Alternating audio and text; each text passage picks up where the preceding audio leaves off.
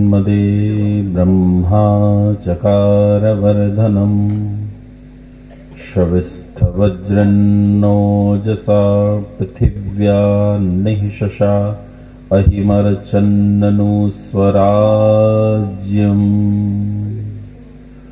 ॐ शान्तिः शान्तिः शान्तिः। नमस्ते सतेते जगत्कारणाय नमस्ते चिते सर्वलोकाश्रयाय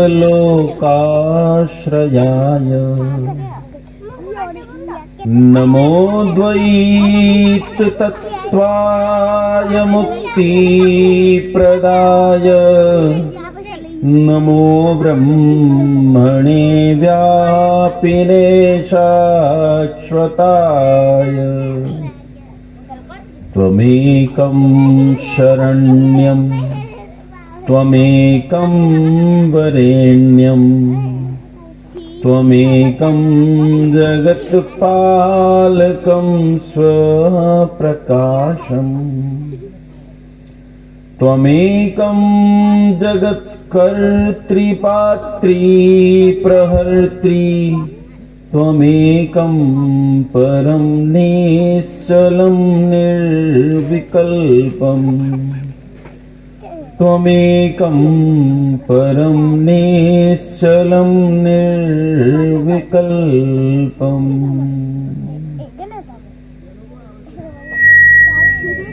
मंचस्थ आदरणीय सम्मानीय पंडित सतीश सुमन जी, उनके साथ उनके सम्मानित वादक आदरणीय राजू जी, मंचस्थ वासुदेव जी के पिताजी, वैदिक गुरुकुल शिक्षा संरक्षण समिति के आदरणीय प्रधान जी, सचिव महोदय और दूसरे सम्मानित पदाधिकारीगण, इस सभा में उपस्थित हुए इस गांव क्षेत्र विधानसभा नगर पालिका से संबंधित सम्मानित पदाधिकारीगण, सम्मानित बंधु, वरिष्ठों, मित्रों, काकाओं, माताओं, बालकों और बालिकाओं। अच्छा, पहले तो मुझे ये बताओ, मेरी भाषा समझ में आ रही है? है, पुरुषों को आ रही है सबको, और माताओं को बोलो आती है समझ में? अच्छा, ज्यादा मुश्किल तो नहीं पड़ रहा है? मैं प्रयास करूंगा कि चीजों को अच्छे से आप लोगों के पास तक जाकर समझा सकूं। प्रयास करूंगा कि हिंदी को इतना सरल करके बोलूं कि आपको समझ में आता है, क्योंकि मुझे समस्या होती है नेपाली को समझने में। हालांकि भाव तो मैं समझ जाता हूं, लेकिन भाषा के शब्द जस के तस समझ पाना थोड़ा मुश्किल मेरे लिए भी है, तो आपके लिए भी जरूर होगा हिंदी को समझना ऐसा। लेकिन फिर भी मुझे लगता है कि हिंदी का पर्याप्त प्रचार यहाँ टीवी के माध्यम से, चलचित्रों के माध्यम से आपके बीच में जरूर होगा, इसलिए आप हिंदी को जानते होंगे। हम लोग नेपाली थोड़ा कम सुनते हैं, इसलिए थोड़ा कम जानते हैं। बाकी भारत में जैसे अनेक भाषाओं को अपनी भाषा मानकर उन्हें सम्मानित किया जाता है, वैसे ही नेपाली को भी अपनी भाषा मानकर सम्मानित किया जाता है। और हम उसी तरह मातृभाषाओं की श्रेणी में एक भाषा नेपाली को भी रखते हैं। मैं पिछले दिनों पश्चिमी बंगाल में गया था, सिलीगुड़ी में, तो सिलीगुड़ी के आम जनमानस में नेपाली बोलने का ही प्रचलन है। दार्जिलिंग में तो 100% नेपाली ही बोली जाती है। मतलब मैंने किसी से बात की तो उन्होंने मुझे कहा कि, मैंने उनसे कुछ पूछा तो उन्होंने कहा कौन सी भाषा में बात कर रहे हो? हिंदी में। मैंने कहा क्यों, तुम्हें चैनल बदलना पड़ेगा? क्योंकि वो नेपाली बोलते हैं तो वहां नेपाली ही चलती है। तो भारत के बहुत सारे हिस्से ऐसे हैं जहां नेपाली भाषा बहुत अच्छे से प्रचलित है और बोली जाती है। मेरे साथ भी एक छात्र है, यहाँ पर बैठा हुआ है, लक्ष्य, यहाँ जो बीच में बैठा है छात्र, ये नेपाली को बहुत अच्छे से बोल लेता है। नेपाली बहुत अच्छे से, मतलब इसकी भाषा है नेपाली, वो सिक्किम से है, सिक्किम में भी नेपाली खूब चलती है, तो सिक्किम में नेपाली को अच्छे से वो उसे सब मैं पूछ रहा था कि वहां क्या क्या बोल रहे थे, मुझे बता, मुझे बुराई तो नहीं की। तो क्या, तो वो बता रहा था क्योंकि वो नेपाली समझता है। आइए कुछ एक चीजों को आप लोगों के बीच में परसने का प्रयास करता हूं, आपको समझाने का प्रयास करता हूं, कोशिश करूंगा आपके अंतःस्थल में बात को समझा पाऊं। मैं आपसे यहां जब चर्चा करूंगा तो ये चर्चा भाषण की तरह नहीं होगी, निरे उपदेश की तरह नहीं होगी, अपितु आपसे बातचीत की तरह होगी। और उम्मीद करता हूं आप मेरे साथ इस बातचीत में सम्मिलित रहेंगे। ये जो आ गई 3-4 हनुमान बिठा दिए हैं ना, इन्हें इनकी अंजनी पकड़ के रखो, कहीं ऐसा ना हो ये मेरी लंका जला दें। हनुमान का काम होता है लंका जलाने का। कहीं आज इसीलिए बिठाए, बोले आचार्य जी की लंका जला दे। और एक ये जो बीच में लाल टोपे वाला बैठा है, ये तो बहुत खतरनाक लग रहा है मुझे। इसे थोड़ा संभाल के रखो, इसकी आवाज माइक से भी तेज है। आओ एक चीज समझने का प्रयास करते हैं और उत्तर देना, चुप मत रहना अगर मेरी भाषा समझ में आ रही हो। ये सोचो संसार में कितने तरह का जीवन चल रहा है। संसार में पशु देखते हो, पशु पक्षी देखते हो, जल में रहने वाले, थल में रहने वाले, आकाश में रहने वाले, वायु में रहने वाले, और न जाने कहां कहां कितने सांप हैं, मक्खियां हैं, मच्छर हैं, बैक्टीरिया हैं, कोरोना है, कितने हैं। अगर इनकी गिनती करूं तो इनकी गिनती करना बहुत मुश्किल है। गिनती करना ही मुश्किल हो जाएगा कि कितने हैं संसार में। दुनिया में केवल मनुष्य गिनूं तो 750 करोड़ मनुष्य हैं, 750 करोड़ केवल मनुष्य। लेकिन इन सारे योनियों में जितने जलचर, नभचर, वायुचर, थलचर जितने भी हैं, इनमें सबसे मूल्यवान योनि, सबसे महत्वपूर्ण योनि किसकी मानी जाती है? बोलो, किसकी है? मनुष्य की है। अच्छा, क्यों है मनुष्य की भला? किस लिए मनुष्य की है? क्योंकि ये पैंट पहन लेता है। ये भैया तुम्हारी सीटी बंद नहीं हुई है ना? अभी 1 घंटे से ज्यादा होने को आया, तुम्हारी सीटी बंद नहीं हो रही है, और बीच में हेलो हेलो भी चलती है तुम्हारी। वो हेलो तो होनी नहीं चाहिए, और सीटी बिल्कुल बंद करो। कैसे करोगे मुझे नहीं पता, लेकिन आपकी बार सीटी नहीं बजनी चाहिए। सबसे मूल्यवान योनि मनुष्य की, लेकिन क्यों? क्या कारण? इसमें कौन से गुण हैं जिनके कारण मनुष्य सबसे मूल्यवान प्राणी है? चेतनशील प्राणी। चेतना भैंस में नहीं है, गाय में नहीं है, चेतना तो पक्षी में भी है। क्या है मनुष्य में सबसे मूल्यवान? संस्कार है, माता पिता की सेवा है, राष्ट्रभक्ति है, देशभक्ति है, गौ सेवा है। क्या है सबसे मूल्यवान? सोचो, इनमें से एक ढूंढो, सबसे मूल्यवान क्या है? अच्छा, एक कहानी सुनाता हूं, ध्यान से सुनो। असल में तुम्हें कथाएं सुनने की आदत पड़ गई, बिना कथा के बात समझ में आएगी नहीं। एक कहानी सुनो, और कहानी के बाद में एक सवाल है, इस सवाल का उत्तर जरूर देंगे मुझे। इसलिए कहानी इसलिए सुनो कि तुम्हारी परीक्षा होने वाली है। कहानी सुनाऊंगा, तुरंत परीक्षा लूंगा, सवाल पूछूंगा तब जवाब देना पड़ेगा। एक हनुमान इधर भी है, इन्हें भी रोको। हाँ, अब नहीं बात करोगे, नहीं तो यहां बुला लूंगा, फिर 1 घंटा बुलवाऊंगा। वहीं बैठ चुप एकदम। एक कहानी सुनो। एक गांव में एक लड़का रहता था। इस लड़के के 2 भाई बड़े, 2 छोटे, 2 बहनें बड़ी, 2 छोटी। कितने हो गए टोटल? अरे 2 भाई बड़े, 2 छोटे, 4, 2 बहनें, 2 छोटी, 8 हो गए, और ये भी तो है, तो टोटल कितने हो गए? 9 भाई बहन थे, और इनमें ये सबसे बीच का है, ये जो लड़का। ये लड़के का विवाह हो गया, इसके बड़े छोटे सब भाई बहनों का विवाह हो गया। सबको जो वर और वधुएं मिली हैं, बहुत स्वस्थ हैं, बहुत सुंदर हैं, घर में किसी के कोई परेशानी नहीं है। सबके घर में चल अचल संपत्ति का भी पारावार नहीं है। खूब चल संपत्ति है, खूब अचल संपत्ति है, कहीं कोई सीमा नहीं है चल अचल संपत्ति की। घर में किसी को कोई बीमारी नहीं है, माता पिता भी एकदम रोग मुक्त स्वस्थ हैं, किसी के शरीर में कोई बीमारी नहीं। और इस तरह ये सुखी परिवार सुख से जीवन जी रहा है। इतना ही नहीं, ये जो लड़का है, इस लड़के की चारों ओर ख्याति फैली है कि ये बहुत बुद्धिमान है, इसकी प्रतिष्ठा है। आसपास के 10 गांव के लोग इससे सलाह लेने आते हैं। किसी के घर में विवाद हो जाए, किसी के घर में झगड़ा हो जाए, कोई समाज में झगड़ा हो जाए, लोग इसके पास आते हैं और इससे आकर सलाह लेते हैं। सलाह लेते हैं कि जी हमारा झगड़ा निपटा दो, ये सबके झगड़े सुलटा देता, किसी का विवाद हो विवाद खत्म कर देता है। चारों ओर सुखी सुख है। इसकी पत्नी अपने पति को देखकर गौरव से फूली नहीं समाती। बच्चे पिता को देखकर झूमने लगते हैं, आहो कितना भाग्यशाली हम लोग हैं, ऐसा अच्छा पिता हमने पाया। माता पिता का तो मस्तक ऊंचा हो जाता है पुत्र को देखकर। लेकिन अचानक चलते चलते इस जीवन में एक समस्या उत्पन्न हुई। क्या समस्या उत्पन्न हुई?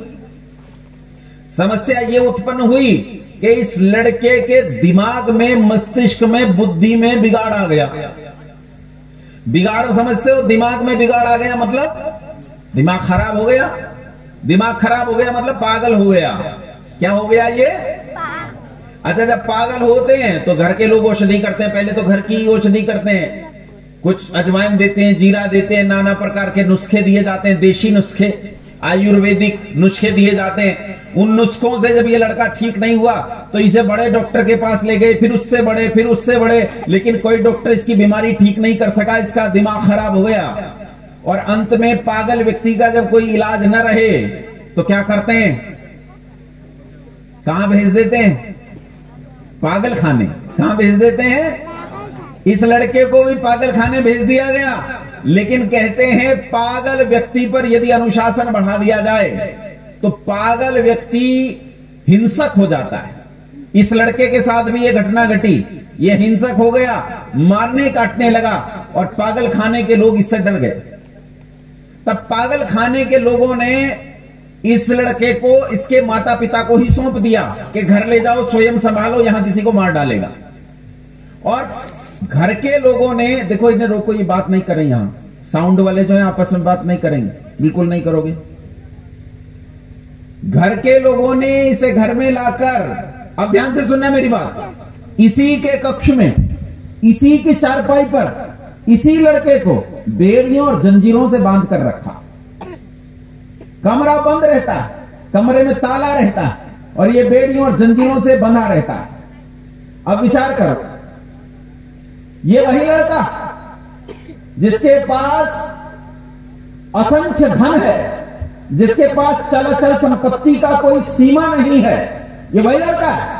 ये वही लड़का है जिसकी ख्याति दिग दिगंत तक फैली थी। ये वही लड़का है जिसके माता पिता का मस्तक अपने पुत्र के कारण गौरव से ऊंचा हो जाता था। ये वही लड़का है जिसकी पत्नी अपने पति को देखकर अभिमान से फूली नहीं समाती थी। ये वही लड़का है जिसके बालक इससे मिलने के लिए लालायित रहते थे। लेकिन आज माता पिता अपने बच्चे को देखकर फूट फूट कर रोते, पत्नी अपने आंसुओं को रोक नहीं पाती और बालक जो अपने पिता से इतना प्रेम करते हैं, आज पिता को देखकर थर थर कांपते हैं, डरते हैं। आज भी इस लड़के के पास वही चल अचल संपत्ति है। आज भी इस लड़के के पास वही धन है, हीरे हैं, माणिक्य हैं, जवाहरात हैं। आज भी इस लड़के के पास वही प्रतिष्ठित परिवार है, वही 4-4 मंजिला के मकान हैं, वही सब कुछ है। लेकिन सब कुछ होते हुए भी इसके पास आज कुछ भी नहीं रहा।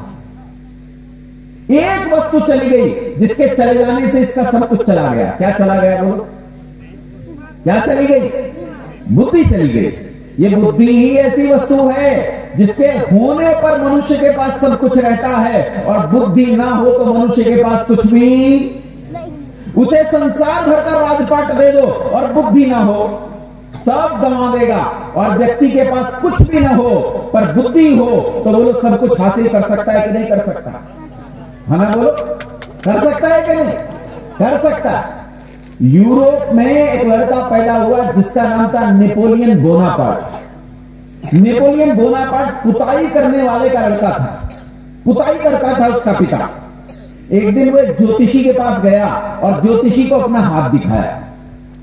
ज्योतिषी को हाथ दिखाकर बोला कि महाराज मेरा हाथ देखो, तो सब तुम्हें हाथ दिखाते हैं।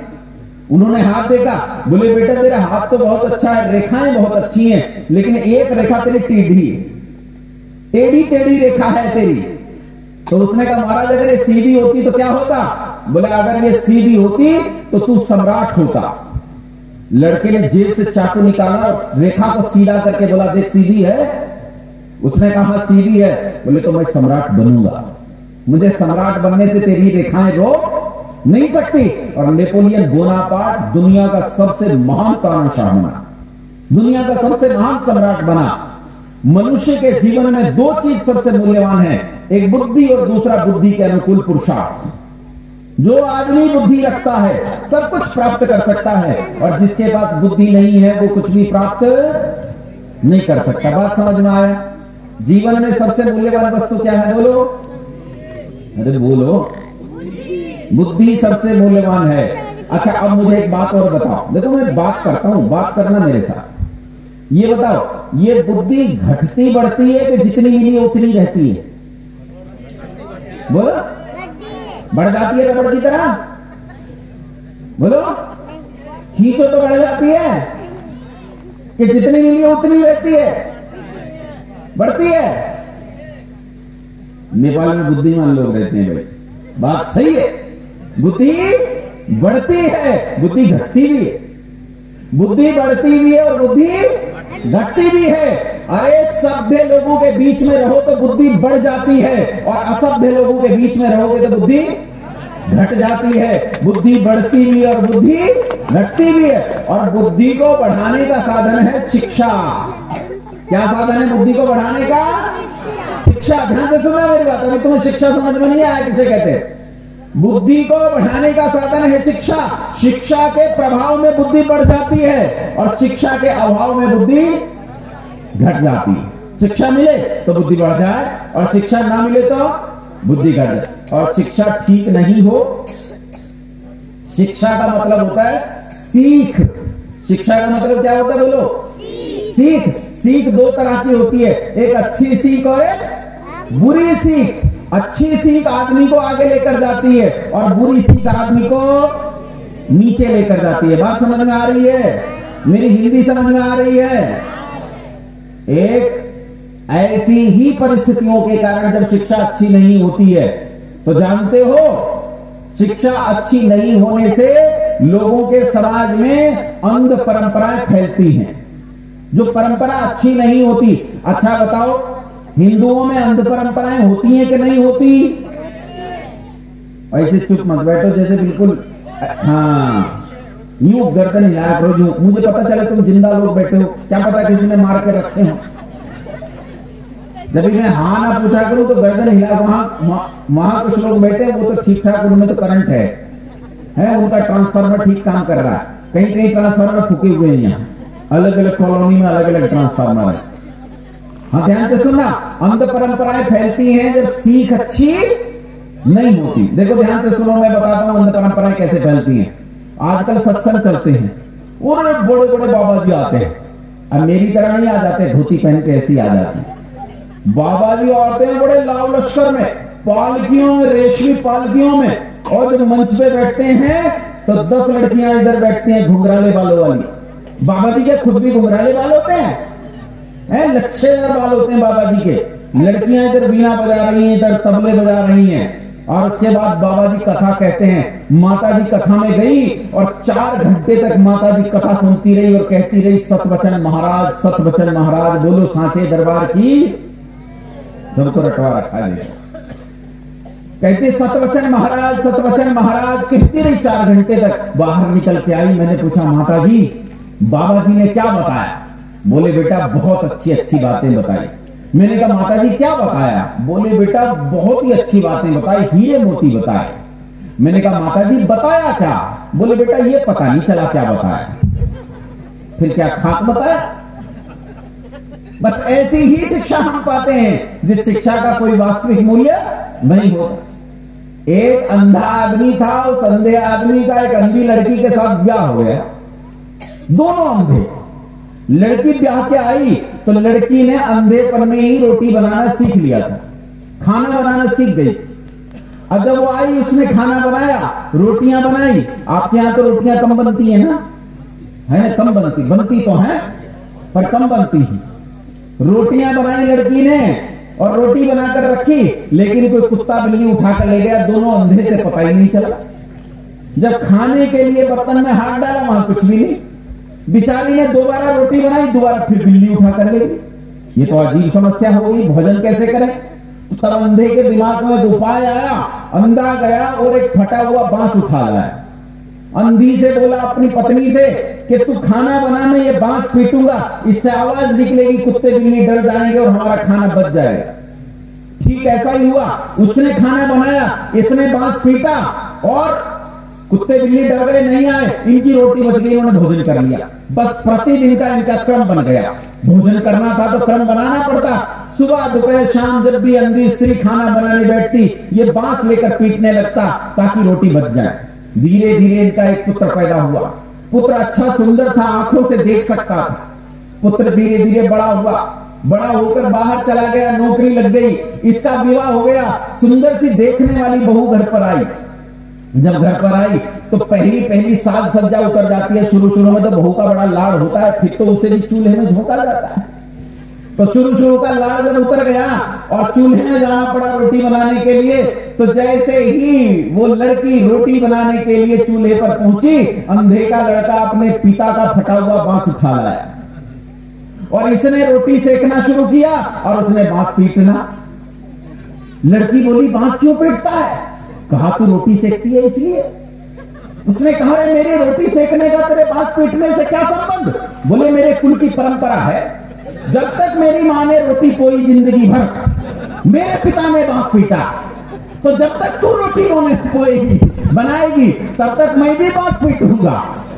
बिना चीजों को समझे उन परंपराओं को ढोना, इसे ही अंध परंपरा कहते हैं। क्या कहते हैं इसे, बोलो?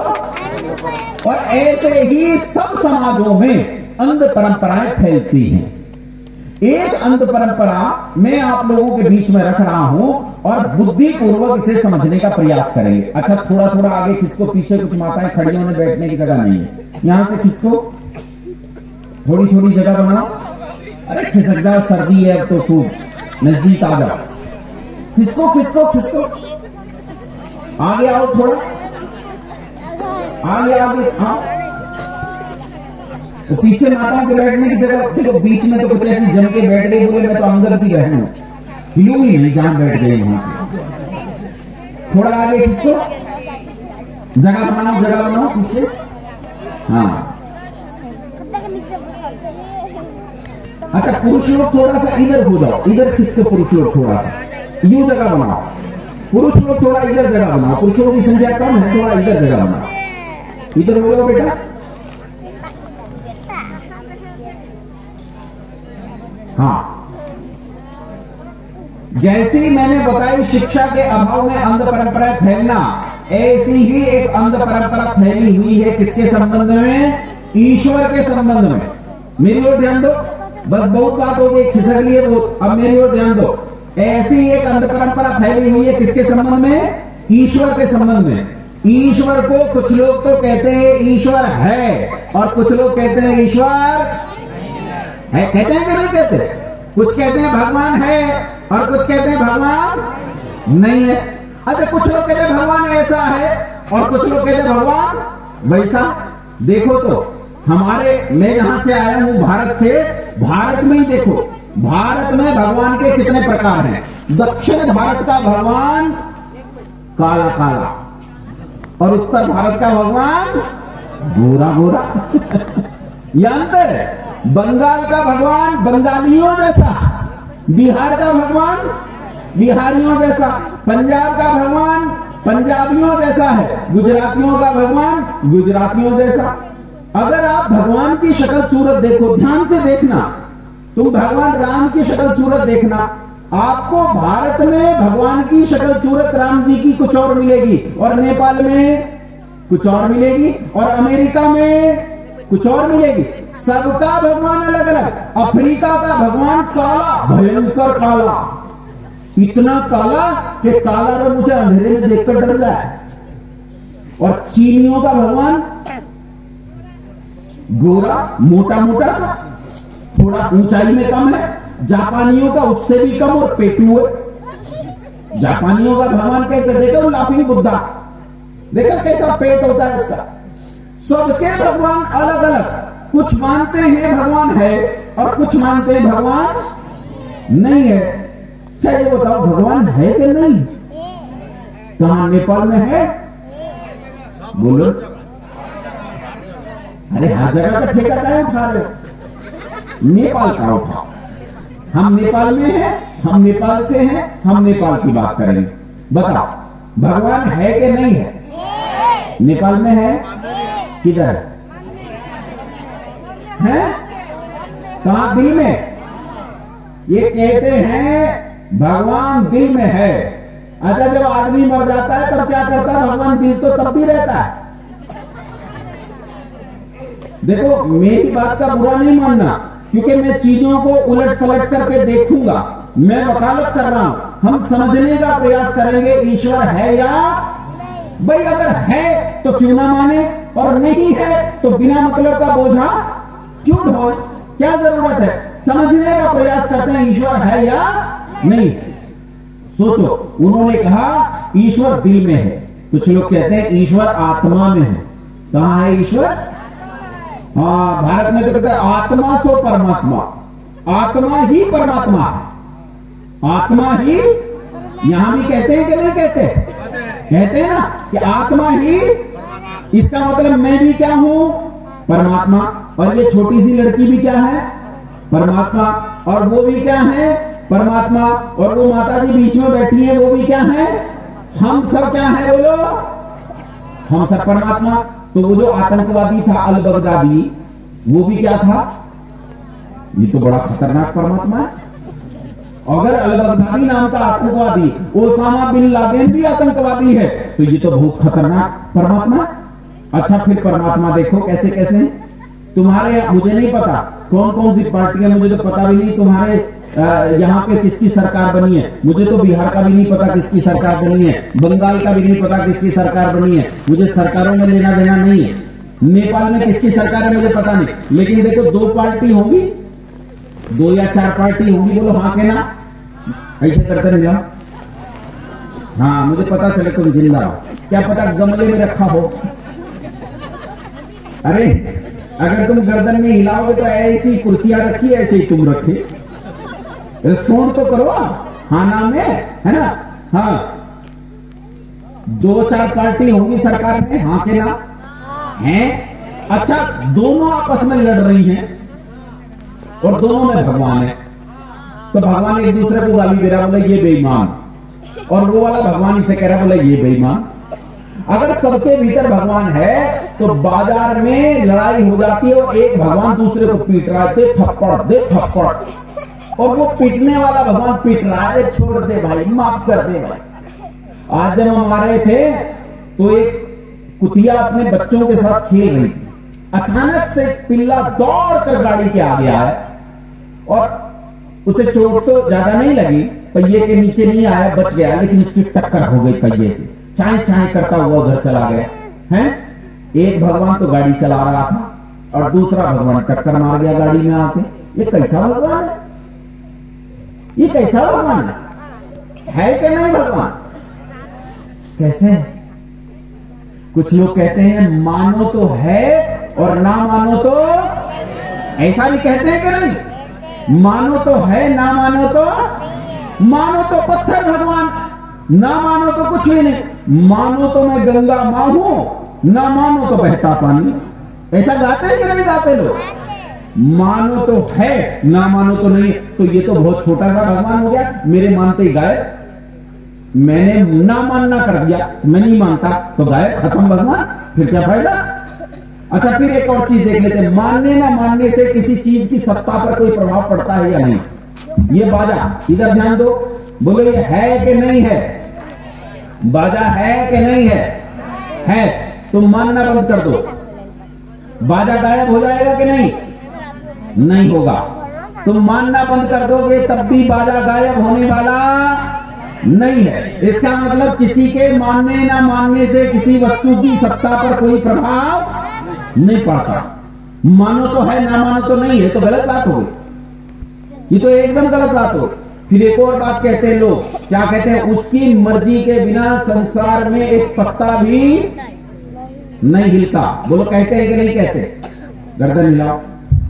कहते हैं कि उसकी मर्जी के बिना संसार में एक पत्ता भी, अगर उसकी मर्जी के बिना संसार में पत्ता भी नहीं हिलता तो ये शराब की दुकानें उसी ने खुलवा रखी हैं, बलात्कार उसी की मर्जी से होते हैं, डकैतियां उसी की मर्जी से पड़ती हैं, हत्याएं उसी की मर्जी से होती हैं। लोग तो कहते हैं उसकी मर्जी के बिना संसार में एक पत्ता भी नहीं हिलता। ये तो सारी बातें गड़बड़ हो गई। बोलो कैसे बताओगे कि ईश्वर है? बताओ भाई, तुम्हें कैसे पता चला कि ईश्वर है? भगवान का टेलीफोन आया, अपन इधर है? चिट्ठी आई, पत्री आई, सूचना दी, प्रसारण जारी किया उसने, कैसे पता चला तुम्हें कि भगवान है? बोलो भाई, नेपाल से ज्यादा धार्मिक देश तो पूरी दुनिया में कोई नहीं है, और यहां धार्मिक देशों की धरती पर मुझे ये कोई बताने के लिए तैयार नहीं कि भगवान है कि नहीं है। कैसे पता चले?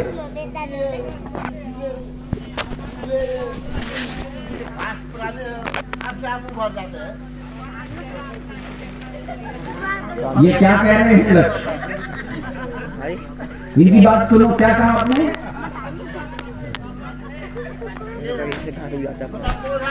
उठ के इधर आ मेरे पास, यहाँ दौड़ते हैं, दौड़ते हैं, यहाँ बैठ। जो कोई नहीं है वो माइक की जरूरत नहीं है, जो कोई जो कुछ करेगा मुझे बताना है। क्या किस लिए कह रहे हैं आप? कैसे पता चला कि भगवान है? अरे रुको एक मिनट, इनसे पूछ लो फिर आपके पास आता हूं जी। पृथ्वी में सारा का पौधा होता है ना, बिना रोपे ही उभर जाता है ना। हाँ, ये कहते हैं पृथ्वी में जो बीज पड़ा होता है वो बीज उग जाता है, तो इससे भगवान का क्या लेना देना? वो तो बीज है, मिट्टी आएगी, हवा आएगी, पानी आएगा तो बीज का पौधा बन जाएगा। भगवान क्या पौधे उगा रहा है? भगवान किसान है? कोई मानता नहीं है। आप क्या कह रहे थे?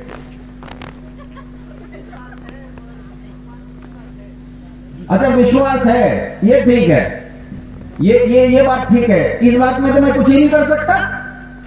बोले जी देखो ये डायनासोर है, हमने कहा नहीं ये तो बाजा है। बोले पर मुझे विश्वास है ना कि डायनासोर है, तो फिर मैं क्या करूं? अब तो मैं कुछ नहीं कर सकता क्योंकि आपको विश्वास है कि डायनासोर है। डायनासोर तो है नहीं, बाजा है, तो आपको तर्क तो देना पड़ेगा। अभी मैंने कहा था जीवन में सबसे मूल्यवान वस्तु क्या है? बुद्धि। क्या बताई थी सबसे मूल्यवान वस्तु? बुद्धि। तो बुद्धि लगानी पड़ेगी। बुद्धि का दूसरा नाम तर्क है। ईश्वर है या? अच्छा ये बता, कोई ऐसा है जो ये मानता हो कि ईश्वर नहीं है? नहीं, कोई ऐसा व्यक्ति है जो ये मानता हो कि ईश्वर नहीं है? एक भी नहीं। सारे मानते हैं कि ईश्वर है, लेकिन तुम एक भी ये सिद्ध नहीं कर पा रहे हो कि ईश्वर है। एक भी नहीं बता पा रहा है कि ईश्वर है। ताज्जुब की बात है। देखो तो यहां कम से कम 250-300 लोग बैठे, एक भी मुझे ये बताने को तैयार नहीं कि ईश्वर है। और सुबह लोटा उठा के मंदिर की तरफ जाते, रोज उसके सामने बैठ के गाते हैं जय गणेश जय गणेश जय गणेश देवा। और देवा कौन है वो पता नहीं है, ईश्वर को जानते नहीं है। बस एक ही बात है कि मुझे विश्वास है कि ईश्वर है। अच्छा, और समझने का प्रयास करते हैं कि ईश्वर है या नहीं है। समझने का प्रयास करें, सीधे होकर बैठो, कमर गर्दन से सीधी करके बैठो और एक एक चीज को समझने का प्रयास करना। और एक काम और करना, मैं यहां मंच पे बैठा हूं, मैंने धोती कुर्ता डाला है, इसलिए मैं सिर्फ सच ही बोलूंगा, यह जरूरी नहीं है। जो मैं झूठ बोलूं, खड़े होकर मेरा विरोध करो। जब तुम विरोध करना नहीं शुरू करते तो बाबा पैदा होते हैं बाबा, और बाबा तुम्हें बेवकूफ बनाने के लिए पैदा होते हैं। बाबाओं का एक ही काम होता है, तुम्हें बेवकूफ बनाना, दूसरा कोई काम नहीं होता। बाबा तब पैदा होता है जब तुम वहां बैठकर यहां मंच का विरोध नहीं करते। अगर मंच झूठ बोलता है तो बोलो उसका विरोध करना चाहिए कि नहीं? हाँ ना बोलो। क्या मंच पर बैठा व्यक्ति धोती कुर्ता पहनकर बैठ जाए तो जो कहेगा सो मान लेंगे? नहीं मानना चाहिए। बुद्धिपूर्वक कहना चाहिए कि भैया तू झूठ बोल रहा है, कहां इतनी बकवास कर रहा है, सही से बता सच क्या है। तो अगर मैं कोई बात झूठ बोलूं तो मेरी बाह पकड़कर रोक लेना कि ये झूठी बात है, हम इसे नहीं मानते। ठीक है? हाँ, बिना मतलब का विरोध तो नहीं करना कि तुम बिना मतलब का विरोध करो। कुतर्क का विरोध नहीं करना, तर्क वाला विरोध जरूर करो और समझने का प्रयास करते हैं।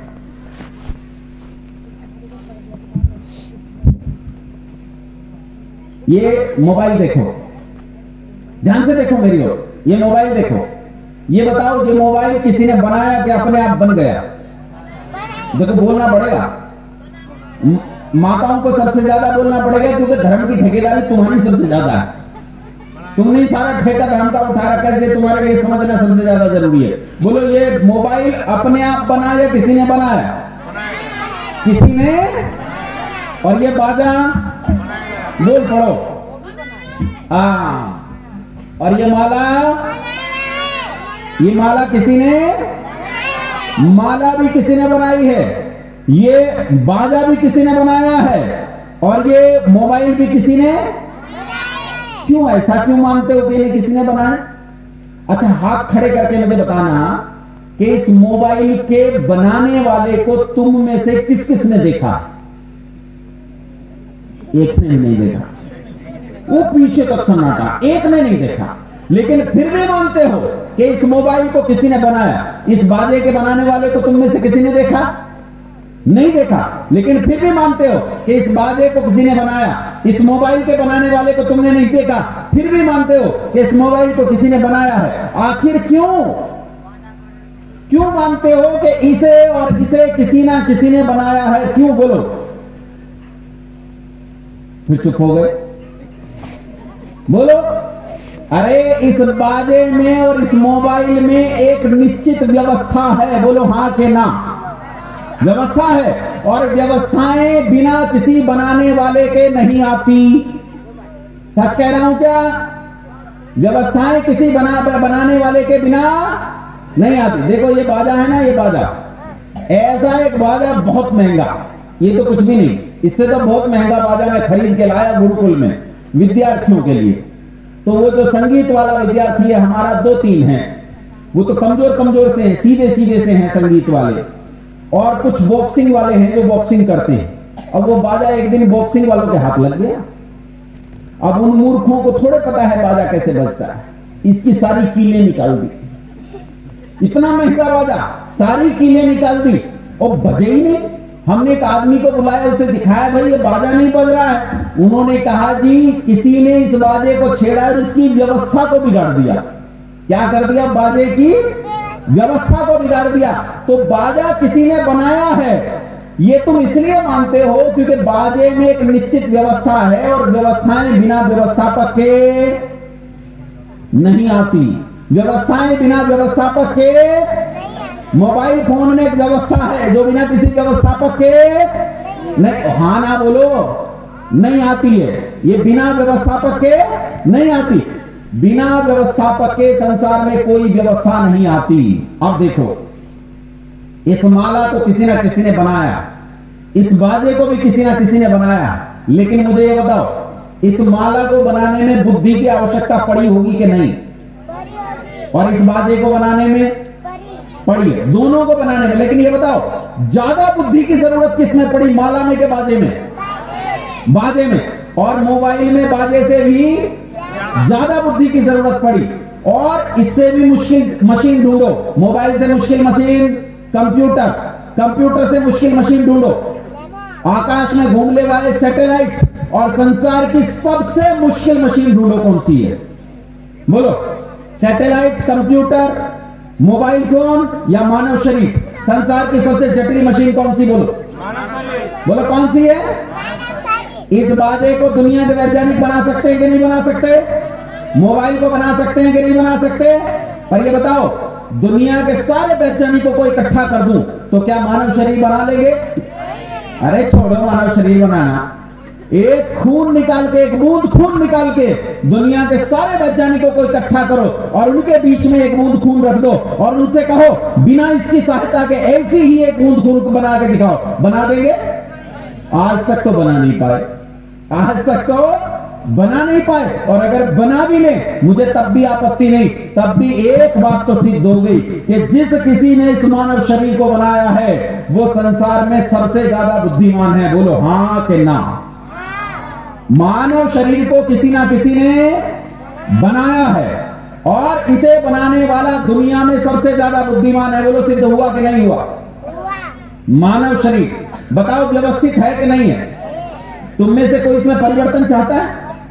एक भी चाहता हो? जब मोबाइल खरीदने जाते हो दुनिया पर कहते हो, दुकान पर तो कहते हो नए मॉडल का मोबाइल फोन दिखाओ, लेकिन तुम में से ऐसे कितने हैं जो ये चाहते हैं कि अगले साल तुम्हारे घर में नए मॉडल का बच्चा पैदा हो?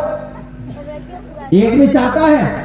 सोचो तुम में से कितने हैं जो ये चाहते हैं यार कुछ कमी है शरीर में, एक पूंछ भी होती तो कितना मजा आता, दोनों हाथों से रोटी खाते रहते, पूंछ से मक्खी उड़ाते रहते, ये तो काम की चीज है। कितने लोग हैं जो पूंछ चाहते हैं, कितने लोग हैं जो ये चाहते हैं नाक की ज्यादा सूंड होती तो मजा आ जाता है? एक भी? ये नाक, ये देखो कितने परेशान करती है तुम्हें, बहने लगती है तो नाक गंदी हो जाती है, चेहरा गंदा लगता है, कोई देखेगा तो छी गंदा लग रहा है। कितना अच्छा होता कि नाक यहां ना हो के बगल में होती, आनंद आ जाता। अगर बहती सफाई भी करनी होती, एक रुमाल वही दबा लिया, साफ भी हो रही है और सामने गंदगी भी नहीं दिख रही, धोगे तो मैदान साफ आराम से धो सकते हो पूरा का पूरा मुंह। लेकिन क्या तुम में से एक भी ये बदलाव चाहता है? कोई मेरे पास जादू क्षम करके बदल दूंगा, कोई चाहता है? पूछ खड़े हो जाओ, अभी पूछ लगाता हूं। कोई सूंड चाहता हो? कोई नाक को बगल में चाहता हो? एक भी नहीं चाहता है, एक भी नहीं चाहता। तुम में से कोई नहीं चाहता कि मेरा नाक बगल में चला जाए, मेरी पूंछ आ जाए, मेरी सूंड आ जाए, एक भी नहीं चाहता। इसका मतलब सब जानते हैं कि दुनिया में इससे सुंदर व्यवस्था दूसरी कोई नहीं, ये संसार की सर्वोत्तम व्यवस्था है और जिस किसी ने इस व्यवस्था को बनाया है वो दुनिया में सबसे ज्यादा बुद्धिमान है। सबसे ज्यादा, जो सबसे ज्यादा बुद्धिमान हो उसे संस्कृत भाषा में कहते हैं सर्वज्ञ। बोलो शब्द को क्या कहते हैं? बोलो, जिसे तुम सर्वज्ञ कहते हो ना, ज्ञ शब्द नहीं ज्ञ होता है तो बोलते हैं सर्वज्ञ। ज्ञान बोलते हो? ज्ञान, ज्ञान नहीं होता ज्ञान होता है, विज्ञान नहीं होता विज्ञान होता है, तो इसे बोलो सर्वज्ञ। बोलो क्या कहते हैं उसे? जो सबसे ज्यादा बुद्धिमान है वो सर्वज्ञ है। कौन है, कहां है, कैसा है मैं नहीं जानता, लेकिन ये पक्की बात है कि वो दुनिया में सबसे बुद्धिमान है जिसने मानव शरीर बनाया। किसी ने तो बनाया, किसने बनाया? शायद मां ने बनाया होगा। किसने बनाया? मां के पेट में ही तो तैयार हुआ मैं। ये मानव शरीर कहां तैयार हुआ? मेरी मां के पेट में। तो यहां कई माएं बैठी हैं जिन्होंने यहां ऐसे ऐसी कई मशीनें बना रखी हैं। 8-8, 10-10 बच्चे इनके होंगे। नहीं नहीं, 8-10 बच्चे नहीं होंगे। तुम तो हिंदू हो ना, तुम्हारे नहीं होंगे हैं? तो वो उस पागल बताएंगे लोग। हाँ ऐसा होता। इनके तो 2 या कितने कहते हैं? हम 2 हमारे 2 या 3 बच्चे घर में लगे अच्छे, फिर बदल दिया। अब कहते हैं शेर का बच्चा एक ही अच्छा। और हमारे भारत में तो ट्रैक्टर ट्रॉलियों पर लिखना शुरू कर दिया इन्होंने, बोले बच्चा ना बच्ची नींद आए अच्छी।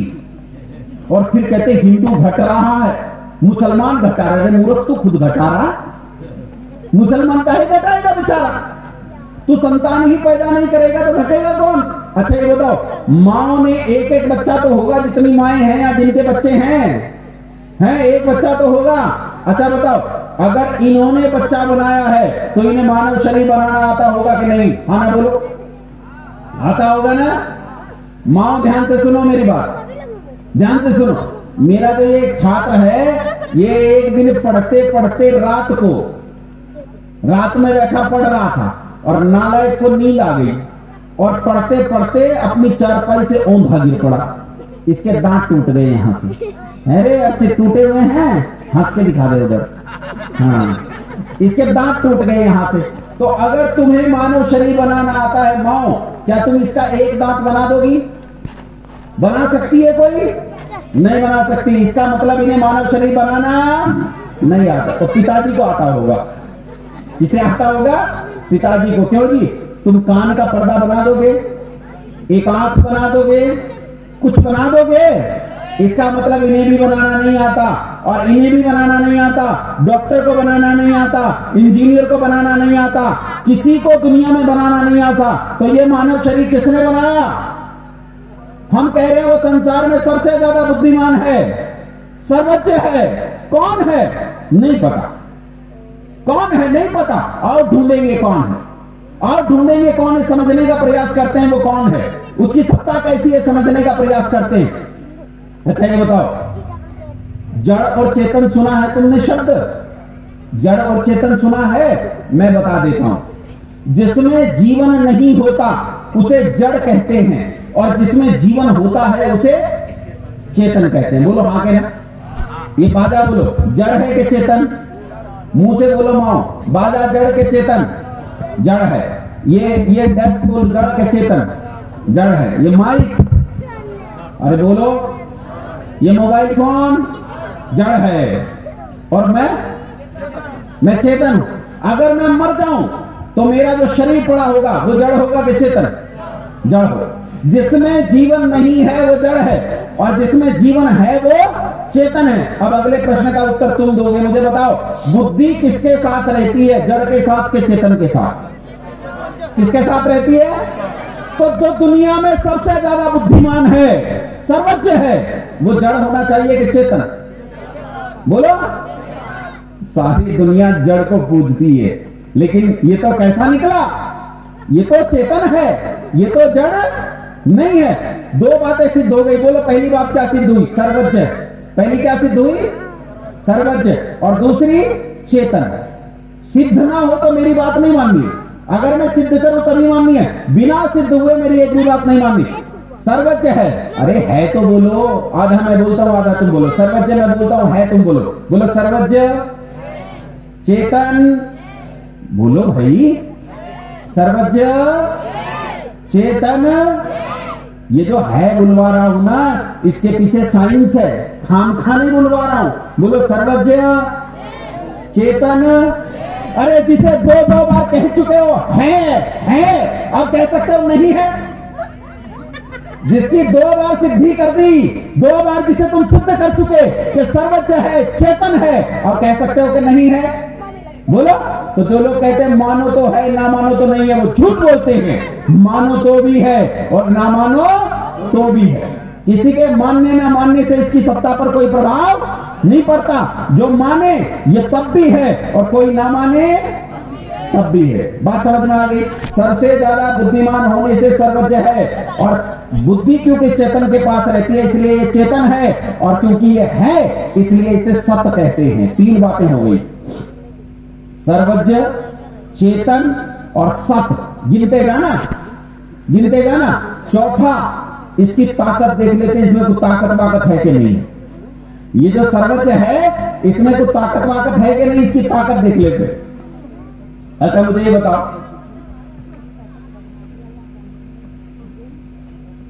दुनिया में आजकल ताकत का पैमाना क्या है? और इसे देखते हैं।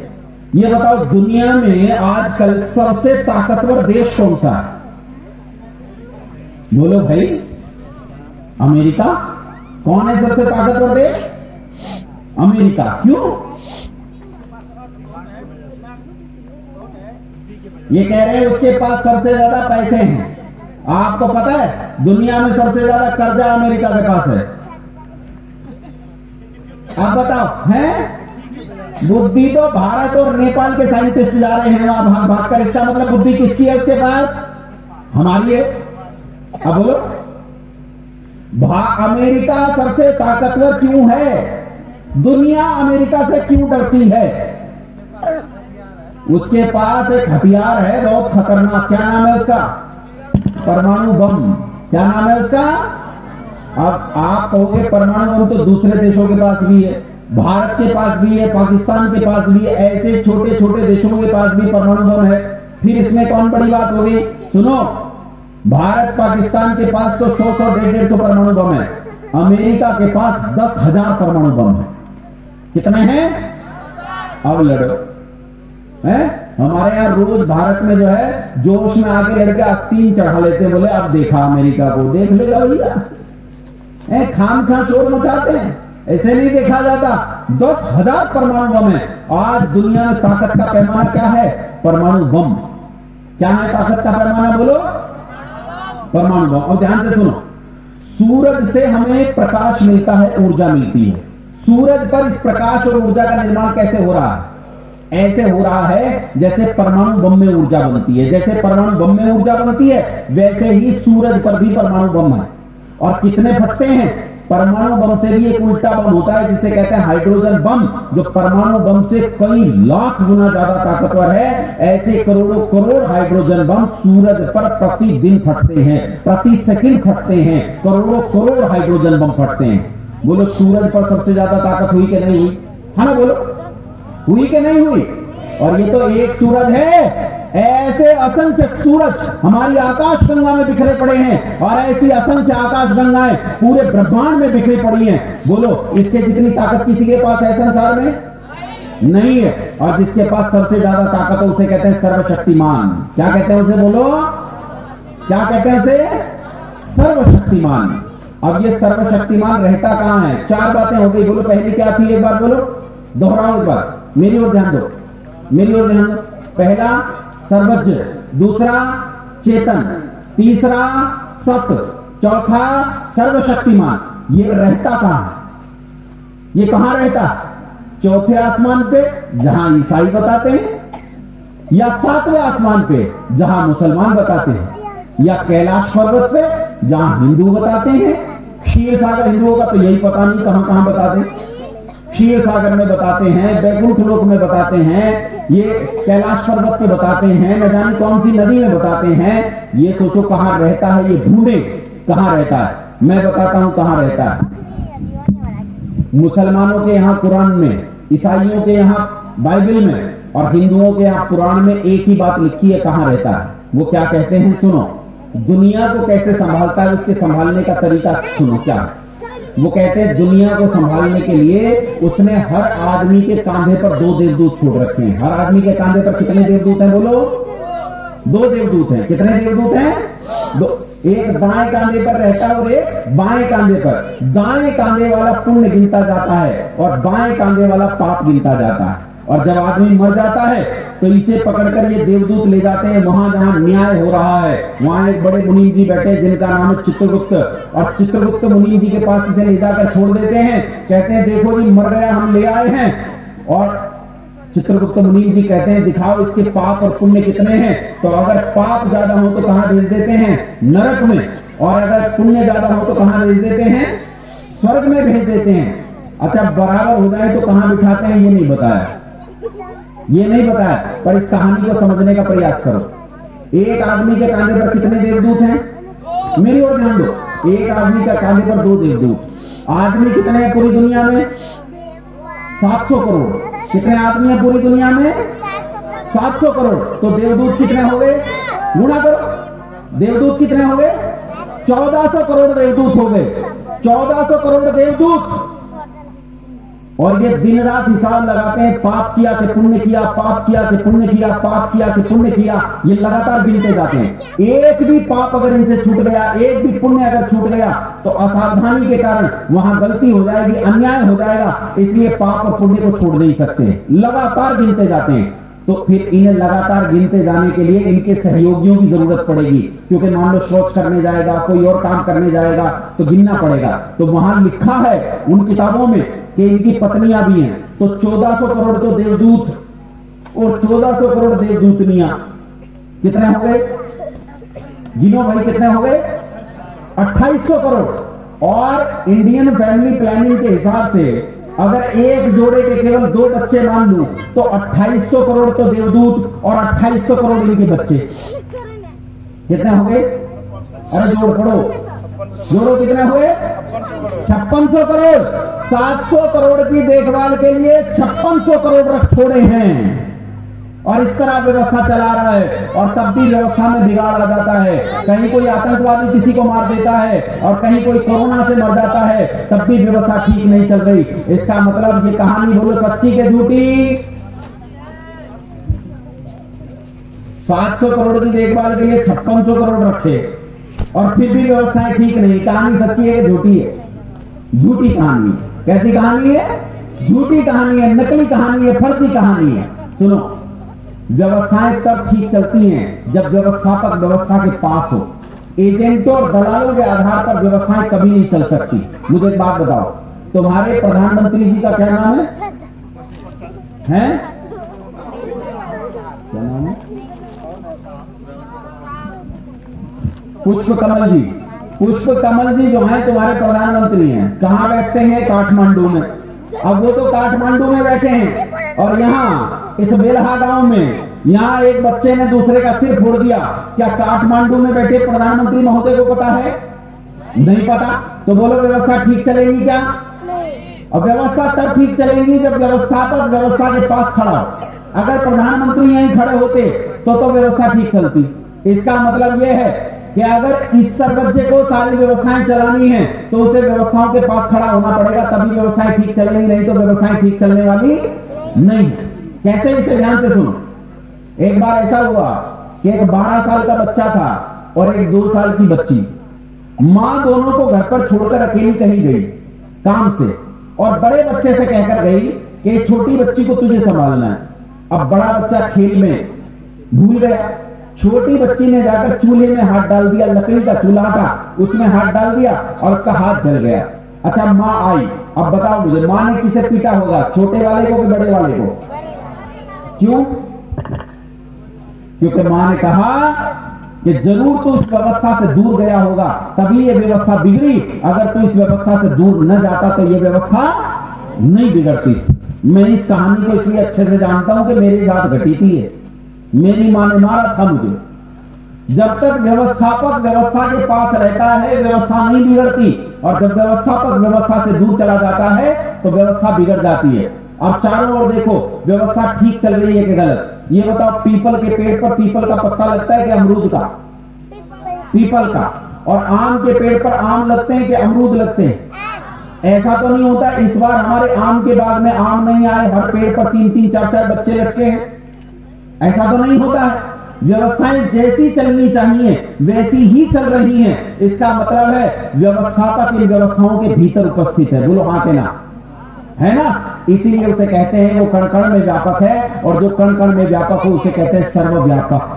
क्या कहते हैं उसे? बोलो, अब बोलो। कहां रहता है वो? सब जगह। कहां रहता है वो? सब जगह। लेकिन तुम कहां कहते हो कहां रहता है? ये तो ऊपर वाला। क्या कहते हो तुम? ऊपर वाला कहते हो। ये ऊपर वाला, नीचे वाला, दाएं वाला और बाएं वाला नहीं, बल्कि ये सब जगह वाला है। इसलिए आज के बाद ये कहना बंद करो कि वो ऊपर वाला है। वो तो ऊपर भी रहता है और नीचे भी रहता है, दाएं भी रहता है और बाएं भी रहता है, तुम्हारे हृदय में भी रहता है और मेरे हृदय में भी रहता है, तुम्हारी एक एक कोशिका में, मेरी एक एक कोशिका में, इस बाजे में, इस माइक में, इस फूल में, सब जगह मौजूद है। कोई जगह उससे खाली नहीं है। और जो इस जगह इस तरह रहता हो उसे कहते हैं सर्वव्यापक। क्या कहते हैं? बोलो। कितने गुण हो गए? कितने गुण सिद्ध कर चुका मैं इसके? कितने गुण हो गए? बोलो। पहला क्या था? सर्वज्ञ। दूसरा चेतन। तीसरा सत। चौथा सर्वशक्तिमान। और पांचवा सर्वव्यापक। पांचवा क्या है? बोलो। सर्वव्यापक। और इसके ये 6 के 6 गुण मैंने उसके कार्यों को देखकर सिद्ध किए हैं। इसलिए कार्यों का करने वाला है तो उसे कर्ता कहते हैं। क्या कहते हैं? कर्ता। लेकिन क्या तुमने इस ईश्वर को काम करते हुए देखा है कहीं? बोलो, देखा है कहीं काम करते हुए? इसे कहीं काम करते देखा है? ऐसी जगह ढूंढो, तुम्हें पता चलेगा ये कैसे करता है। ऐसी जगह ढूंढो जहां काम करने वाला कोई ना हो, फिर भी काम हो रहा हो। ऐसी जगह कौन सी है? जैसे मां के पेट में शिशु का निर्माण कैसे काम करता है? जैसे मां के पेट में शिशु का निर्माण, मां के पेट में शिशु का निर्माण कैसे होता है? देखो, एक कोशिका से दूसरी कोशिका को सिला जा रहा है, लेकिन सिलाई दिखाई नहीं देती। एक कोशिका से एक दूसरी कोशिका को सिला जा रहा है, लेकिन कोई सिलाई नहीं दिखाई देती। अरे ये बेटियों, नीचे बैठो, नीचे बैठो, नीचे बैठो, खड़ी मत हो।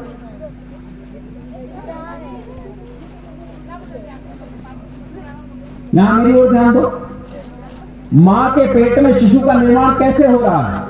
कान सिले जा रहे हैं, नाक सिले जा रहे हैं, आंखें बनाई जा रही हैं, लेकिन सिलाई दिखाई नहीं देती। और सिलाई नहीं दिखाई देती तब भी कितनी सुंदरता और कितनी उत्तमता के साथ इस शरीर का निर्माण किया गया है। जैसे शरीर का निर्माण करता है, ऐसे ही वो संसार के सारे कार्यों का करने वाला है। इसलिए उसे कहते हैं कर्ता। क्या कहते हैं उसे? बोलो, कर्ता कहते हैं। तो कितने गुण हो गए अब तक? बोलो, 6 गुण हो गए। 6 हुए कि ज्यादा हुए? फिर से गिनो। पहला सर्वज्ञ, दूसरा सत, दूसरा चेतन, तीसरा सत, चौथा सर्वशक्तिमान, पांचवा सर्वव्यापक और छठा कर्ता, सातवां सबका निर्माण करने वाला वही है। जब कर्ता वही है तो सबका निर्माण किसने किया? उसी ने। बोलो, नेपाल के लोगों को किसने बनाया? उसी ने। और भारत के लोगों को उसी ने। और पाकिस्तान के लोगों को उसी ने बनाया। और अमेरिका के लोगों को और अफ्रीका के लोगों को। लेकिन देखो तो सारे अलग अलग। अफ्रीका के लोग काले काले, लंबे लंबे। चाइना के लोग गोरे गोरे, छोटे छोटे। अगर सबको उसी ने बनाया है तो सामान कैसा होना चाहिए था? अरे कंपनी एक है तो प्रोडक्ट भी कैसा होना चाहिए? एक ही होना चाहिए। लेकिन यहां कंपनी तो एक है, प्रोडक्ट सारे अलग अलग हैं। अगर सबका बनाने वाला वही है तो ये सब अलग अलग क्यों है? तो बंधुओं, ध्यान से देखो, ये अलग अलग नहीं है। इनका केवल रंग अलग है, केवल रूप अलग है। ये तो पर्यावरणीय दशाओं के कारण ऐसा हो जाता है। लेकिन सब लोग सूंघते कहां से हैं? बोलो, नाक से। सुनते कहां से हैं? पाकिस्तान का आदमी कहां से सुनता है? चाइना का और अफ्रीका का, ऑस्ट्रेलिया का कान से। चखते सब कहां से हैं? जीभ से चखते हैं। अफ्रीका का आदमी भी जीभ से चखता है और इंग्लैंड का आदमी भी जीभ से चखता है। अमेरिका का आदमी भी जीभ से चखता है। सबके भीतर एक ही मशीन लगी है। इसलिए हम कह सकते हैं सबका बनाने वाला एक है, 2 4 10 5 नहीं है। हिंदुओं ने जो हजारों बना रखे हैं, ये गलत बात है। सबका बनाने वाला ईश्वर एक है। वही हिंदुओं का है, वही मुसलमानों का है, वही ईसाइयों का है, वही बौद्धों का, वही जैनियों का, वही पारसियों का, वही यहूदियों का, वही बहाइयों का। दुनिया के सारे मत मतांतरों का ईश्वर एक ही है। सब उसे अपने अपने नजरिए से देखने की कोशिश करते हैं, और जब अपना नजरिया मिलाते हैं तो गलती कर देते हैं। हमें उसी के नजरिए से उसे देखने की कोशिश करनी चाहिए। कितने हो गए? 8। कितने हो गए? 8 हो गए। अब सुनो, बैठो नीचे। 8 हो गए। कितने हो गए? 8 हो गए। ये आखिरी वाले जो मैं बता रहा हूं, 2 इकट्ठे बता रहा हूं, और शर्त लगाकर कहता हूं, अगर तुमने इन 2 को समझ लिया तो दुनिया में कोई बाबा, कोई मुल्ला, कोई मौलवी, कोई पादरी, कोई संत, कोई महंत तुम्हें बहका नहीं सकता अगर तुमने इन 2 को अच्छे से समझ लिया। मेरी बात को ध्यान से सुनो। यहां देखो, सामने देखो, ये 3 गुण मैं बता रहा हूं। पहला गुण है बुद्धिमान। बोलो, क्या बताया मैंने? बुद्धिमान। दूसरा शक्तिमान, शक्तिमान। और तीसरा स्वार्थी। स्वार्थी। ये वाला कौन सा है? बुद्धिमान। ये वाला कौन सा है? शक्तिमान। ये वाला कौन सा है? स्वार्थी। इनके उल्टे करो। बुद्धिमान का उल्टा बुद्धिहीन, शक्तिमान का उल्टा शक्तिहीन, और स्वार्थी का उल्टा होता है निस्वार्थी। स्वार्थी का उल्टा क्या होता है? देखो 6 गुण। फिर से बताओ एक बार। अब की बात तुम बताना। ये वाला कौन सा है? और ये वाला? माओ में से आवाज नहीं आ रही। बोलो, ये वाला कौन सा था? और ये वाला? और ये स्वार्थी था, है ना? अच्छा, ये वाला बुद्धिहीन, ये शक्तिहीन, और ये निस्वार्थ। ये 6 गुण मैंने तुम्हें दिए और 20 सेकंड देता हूं। 6 गुण और 20 सेकंड। अनुमान लगाकर बताओ इनमें से कौन से 3 गुण वाला व्यक्ति अन्यायकारी होगा? 6 में से छांटो, कौन से 3 गुण वाला अन्यायकारी होगा?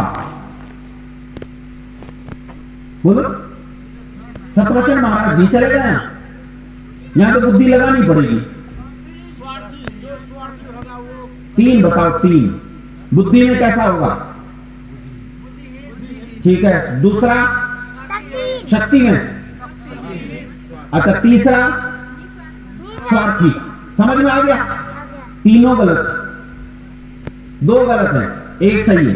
तीनों गलत तो नहीं है, 2 गलत है, 1 सही है। ये बताओ, जिसके पास बुद्धि नहीं है वो घोटाला कर सकता है?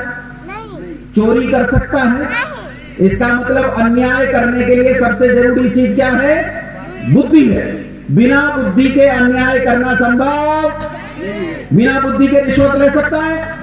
बिना बुद्धि के चोरी, घोटाला, डाका, डकैती कुछ कर सकता है? नहीं कर सकता। अन्याय करने के लिए सबसे पहली और जरूरी चीज है बुद्धि। अच्छा ये बताओ, बुद्धि है, अन्याय करना चाहता है पर ताकत नहीं है, कर लेगा अन्याय? मारेंगे लोग पकड़ के, आ तू करके दिखा अन्याय, तेरी हड्डियां ना तोड़ देंगे। या अन्याय ही नहीं कर पाएगा। अन्याय तब कर पाएगा जिसके पास, जब इसके पास शक्ति होगी। यानी अन्यायकारी के लिए सबसे पहली चीज क्या है? बुद्धिमान होगा। दूसरी चीज क्या है? क्या होगा? शक्तिमान होगा। और तीसरी चीज आप लोगों ने बिल्कुल सही बताई थी, स्वार्थी होगा। कैसा होगा? जो स्वार्थी आदमी होगा वो अपनी बुद्धि और अपने बल का प्रयोग करके दूसरों के साथ अन्याय कर लेगा। बात समझ में आ गई? अभी मैं अपनी बात तक नहीं आया, ये तो समझाने के लिए था। यही 6 गुण फिर तुम्हें दिए, फिर 20 सेकंड देता हूं। अब अनुमान करके बताओ कि इनमें से कौन से 3 गुण वाला व्यक्ति न्यायकारी होगा? न्यायकारी, सही? सही, बिल्कुल सही। अच्छा बताओ, न्याय करने के लिए बुद्धि चाहिए कि नहीं चाहिए? शक्ति चाहिए कि नहीं चाहिए? और कैसा होना चाहिए आदमी? निस्वार्थी होना चाहिए, उसमें पक्षपात नहीं होना चाहिए। अगर पक्षपात होगा तो फिर वो न्याय नहीं कर सकता। और जिसकी चर्चा मैं कर रहा हूं ये बुद्धि में कैसा है? सर्वज्ञ। बुद्धि में कैसा है? और शक्ति में कैसा है? अरे बोल पड़ो, सर्वशक्तिमान। शक्ति में कैसा है? और जो सारी चीजों को बनाकर उनके बाहर भीतर ओतप्रोत हो रहा है, बोलो उसका कोई पक्षपात होगा? वो निस्वार्थी है, इसलिए ये ईश्वर न्यायकारी है। कैसा है बोलो? अरे माफ करना, गलती हो गई। बुद्धि में पूर्ण है, शक्ति में पूर्ण है और निस्वार्थपन में भी पूर्ण है, इसलिए न्यायकारी नहीं, पूर्ण न्यायकारी। कैसा न्यायकारी है बोलो? पूर्ण न्यायकारी मतलब जो जस करहि सो तस फल चाख। जो जैसा करता है उसे वैसा ही फल देता है। हमारे पहले लोग गीत गाते रहे, कहते थे मेरे दाता के दरबार में सब लोग कर खाता, जिसकी जैसी करनी वैसा ही फल पाता। मेरे दाता के दरबार में सब लोग कर खाता। मेरे दाता के दरबार में सब लोगों का खाता, खाता वाता तो नहीं है, लेकिन ये पक्का है कि जो जैसा करता है उसे वैसा ही फल मिलता है। अच्छे का फल अच्छा और बुरे का फल बुरा। तो ये न्यायकारी है। कैसा है बोलो? अभी बात पूरी नहीं हुई मेरी, ध्यान से सुना, न्याय वाली बात अभी पूरी नहीं। न्यायकारी का मतलब है जो जैसा करे उसे वैसा ही फल देना। अच्छा ये बताओ, यहां एक बात सुनो मेरी। एक जज है, न्याय की कुर्सी पर बैठा है और सामने जो है एक हत्यारा है जिसने हत्या कर रखी है। इसे जज के सामने लाया गया। अब हत्यारे की रिश्तेदारी निकल गई जज की पत्नी के साथ। किसके साथ रिश्तेदारी निकल गई? जज की पत्नी के साथ। और पत्नी सिफारिश करती है कि तुम इस हत्यारे को छोड़ दो, और जज अपनी पत्नी की बात मान के हत्यारे को छोड़ दे। तो बोलो जज न्यायकारी हुआ कि अन्यायकारी? अन्यायकारी। जवाब देना, माता बोलो, न्यायकारी कि अन्यायकारी? अगर अपने लड़के की सिफारिश मान के छोड़ दे तो अन्याय। बोलो बोलो बोलो, अन्यायकारी। अच्छा बताओ, अगर 50,000 रुपए की रिश्वत लेकर छोड़ दे, बोलो। हम भी तो गुनाहों की माफी मांगते हैं। अगर 11.25 रुपए की रिश्वत लेकर छोड़ दे तो? अगर 11 रुपए का प्रसाद लेकर छोड़ दे तो? अगर 5 रुपए का प्रसाद लेकर छोड़ दे तो समझ रहे हो वहीं लग रही है कि जहां मार रहा हूं कि नहीं, जहां कह रहा हूं वहीं। अगर 2 बकरों की बलि लेकर छोड़ दे तो न्यायकारी का अन्यायकारी, अन्यायकारी हो जाएगा। इसका मतलब है ये किसी भी सूरत में माफ करने वाला, माफी अन्याय है, अन्याय है, अन्याय है। आखिरी स्थिति तक लेकर जाता हूं, ध्यान से सुनो। मान लो हत्यारे को यह पक्का निश्चय हो गया कि मैंने जो हत्या की वो गलती थी, इसे पश्चाताप हो रहा है, और इसके सच्चे पश्चाताप को देखकर जज इस हत्यारे को माफ कर दे, तो जिसकी हत्या हुई है उसके साथ न्याय हुआ क्या अन्याय? बोलो, अरे सुन लो ध्यान से, फिर सुनो ध्यान से, ध्यान से सुनते नहीं हो, जवाब देने लगते हो। मान लो हत्यारे को सच में पश्चाताप हो गया और जज को भी साफ साफ इसका सच्चा पश्चाताप दिख गया, और जज ने इसके सच्चे पश्चाताप को देखकर इसे माफ कर दिया, तब भी जिसकी हत्या हुई है उसके और उसके परिवार वालों के साथ न्याय हुआ क्या अन्याय हुआ? अन्याय हुआ। माफी किसी भी सूरत में न्याय का उल्लंघन है, माफी नहीं की जा सकती। जो आदमी माफ करता है वो अन्याय करता है।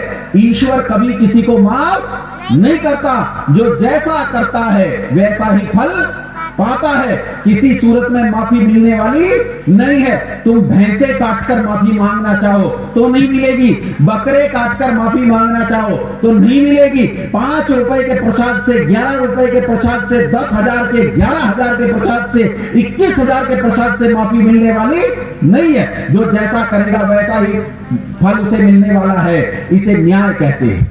मेरे जैसा कोई लंबी चोटी वाला पंडित जी आकर तुमसे ये कहे कि मैं तुम्हारे गुनाहों को माफ करवा दूंगा, तो बोलो सच बोल रहा है कि झूठ बोल रहा है?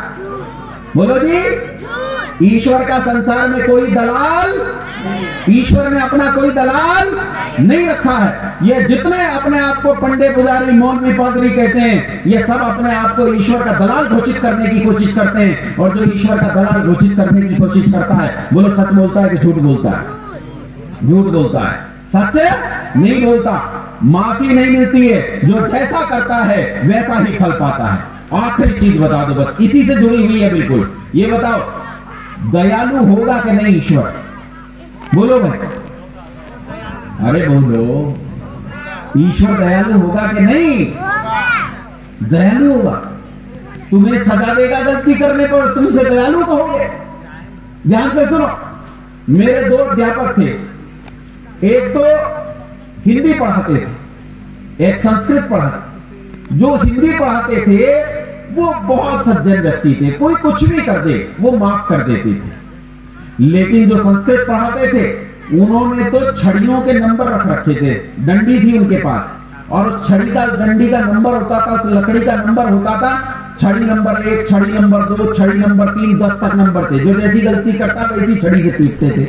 हम तो कभी 9 नंबर की छड़ी से, नीचे की छड़ी से पीटे ही नहीं।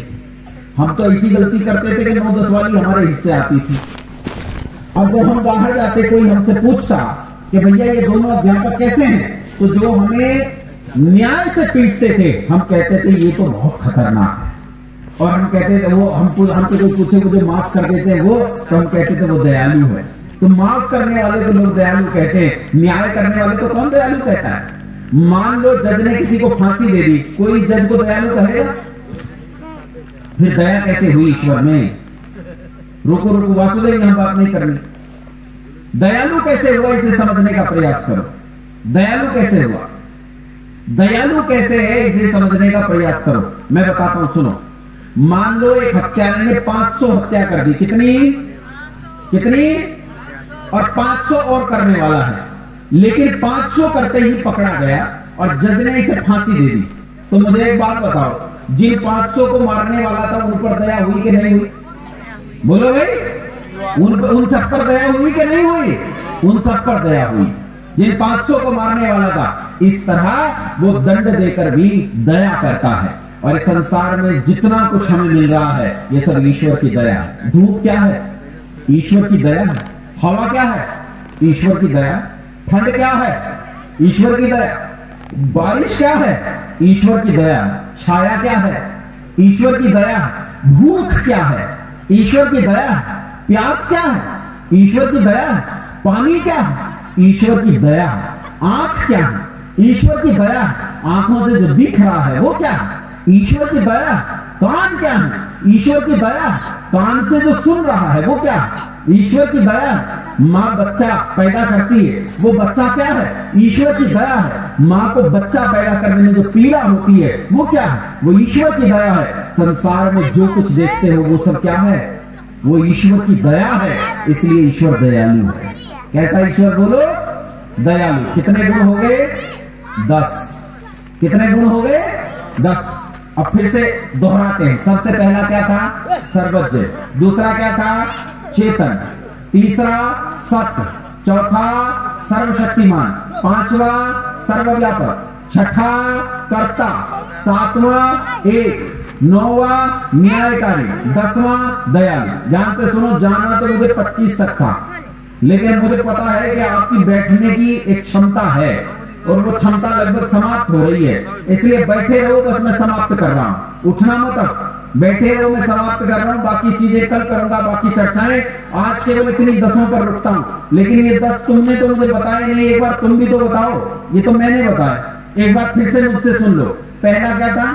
सर्वज्ञ। दूसरा सत्य नहीं चेतन। दूसरा चेतन। तीसरा सत्य। चौथा सर्वशक्तिमान। पांचवा सर्वव्यापक। छठा कर्ता। सातवां एक। गलती हो गई कुछ है? दोबारा गिनते हैं। पहला क्या है? सर्वज्ञ। दूसरा चेतन। तीसरा सत्य। चौथा सर्वशक्तिमान। पांचवा सर्वव्यापक। छठा कर्ता। सातवां एक। आठवां न्यायकारी। और कुछ गड़बड़ हो गई। कौन सा छूट रहा? बोलो कौन सा छूट रहा? अरे तुम ही छोड़ रहे हो, मैं नहीं छोड़ रहा हूं। मैं तो फिर से गिन दूंगा। मैं तो यही जांच रहा था कि सुन भी रहे हो कि नहीं सुन रहे। बोलो पहला क्या है? अरे बोलो। सर्वज्ञ। दूसरा चेतन। तीसरा सत्य। तीसरा क्या है? सत्य। और चौथा क्या है? सर्वशक्तिमान। और पांचवा क्या है? पांचवा सर्वव्यापक। पांचवा क्या है? सर्वव्यापक। और छठा क्या है? छठा बोलो क्या है? कर्ता। सातवां एक। आठवां न्यायकारी। और नौवां दयालु। कितने हुए? 9। और मैंने कितने गिने थे? 10 गिने थे। कितने गिने थे? 10 गिने थे। देखो ऐसे बहकाया जाता है, समझ में आया? मैंने तुम्हें 10 कहा, तुमने कहा सतवचन महाराज 10 ही है। तुम्हें कोई कुछ ही कह दे, तुम चुपचाप मान लेते हो, ऐसा नहीं है। ध्यान से सुनो मेरी बात। एक और बताता हूं। ये 10वां ये है जो अब बता रहा हूं। ये बताओ मुझे, सर्वशक्तिमान का अर्थ क्या होता है? सर्वशक्तिमान का अर्थ क्या होता है? मैंने एक मुल्ला जी से पूछा। मैंने कहा मुल्ला जी सर्वशक्तिमान का अर्थ क्या है? अल्लाह कैसा है? बोले कादिर मुतल्लक है। मैंने कहा मतलब? बोले मतलब सर्वशक्तिमान। मैंने कहा इसका अर्थ क्या होता है? बोले सर्वशक्तिमान का अर्थ होता है जो चाहे सो कर सके। मैंने कहा क्या क्या कर सकता है? बोले जो चाहे। मैंने कहा क्या क्या? बोले जो तुम सोच सकते हो। मैंने कहा भैया मैं गड़बड़ आदमी, कुछ भी सोच लूंगा। बोले सोच ले, सब अल्लाह कर सकता है। मैंने कहा ये बता, अपने जैसा एक अल्लाह और बना सकता है? बोला नहीं ये तो नहीं कर सकता। तो गलत हो गई बात, ठीक नहीं हुई। सुनो सर्वशक्तिमान किसे कहते हैं? सनातन वैदिक हिंदू धर्म क्या कहता है कि सर्वशक्तिमान किसे कहते हैं? ध्यान से सुनो। सर्वशक्तिमान का अर्थ होता है जिसे अपने काम करने में किसी की सहायता की जरूरत नहीं पड़ती। उसे क्या कहते हैं? बोलो। शक्ति में और साधन में विपरीत संबंध होता है। मेरी ओर ध्यान दो, या आखिरी बस खत्म कर रहा हूं। यहां ध्यान से सुनो। शक्ति में और साधन में आपस में विपरीत संबंध होता है। कैसे होता है विपरीत संबंध? जैसे जैसे शक्ति बढ़ती है साधन की जरूरत घटती है। कैसे? सुनो, एक आदमी बीमार है, वेंटिलेटर पर है, मशीनों से इसके शरीर के अंगों को चलाया जा रहा, दवाई दी गई तो इसकी ताकत बढ़ी तो एक मशीन हट गई। ताकत बढ़ी, दूसरी मशीन हट गई, ताकत और बढ़ी, तीसरी मशीन हट गई, फिर ताकत बढ़ी, चौथी मशीन हट गई, और जैसे जैसे ताकत बढ़ती जा रही है मशीन साधन की जरूरत घटती जा रही है, और फिर ताकत बढ़ते बढ़ते सारी मशीन हट गई, ताकत और बढ़ी, अब इसे बेड की जरूरत नहीं, व्हील चेयर पर चलने लगा, ताकत और बढ़ी, व्हील चेयर की जरूरत नहीं, बैसाखियों पर चलने लगा, ताकत और बढ़ी, बैसाखियों की जरूरत नहीं, स्वयं से चलने लगा। तुम देख रहे हो जैसे जैसे ताकत बढ़ रही है साधन की जरूरत घट रही है, ताकत बढ़ते बढ़ते बढ़ते बढ़ते बढ़ते बढ़ते बढ़ते बढ़ते जब अल्टीमेट पोजीशन पर पहुंच जाती है, सर्वशक्तिमत्ता की स्थिति आ जाती है, तो साधन शून्यता की स्थिति आ जाती है, वहां किसी साधन की कोई जरूरत नहीं पड़ती। अच्छा ये बताओ, मेरा ये हाथ क्या है? मैंने इस माला को अपने हाथ से उठाया, तो इस माला को उठाने का साधन क्या हुआ? हाथ। हाथ क्या है मेरा? साधन। बोल पढ़ो। आंख क्या है तुम्हें देखने का? कान क्या है तुम्हें सुनने का? पैर क्या है चलने का? जीभ क्या है चखने का? त्वचा क्या है स्पर्श करने का? शरीर क्या है? साधन। शरीर क्या है?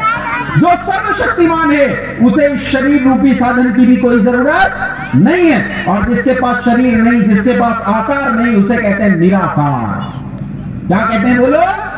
निराकार कहते हैं। उसका अपना कोई आकार, कोई सूंड वाला बताता है, कोई 8 हाथ वाला बताता है, कोई 7वें आसमान पर, कोई 4थे पर, कोई 5वें पर, कोई आकाश में, कोई पाताल में। अरे इसका कोई आकार नहीं है, और जिसका आकार नहीं होता बंधुओं उसे कहते हैं निराकार। क्या कहते हैं बोलो?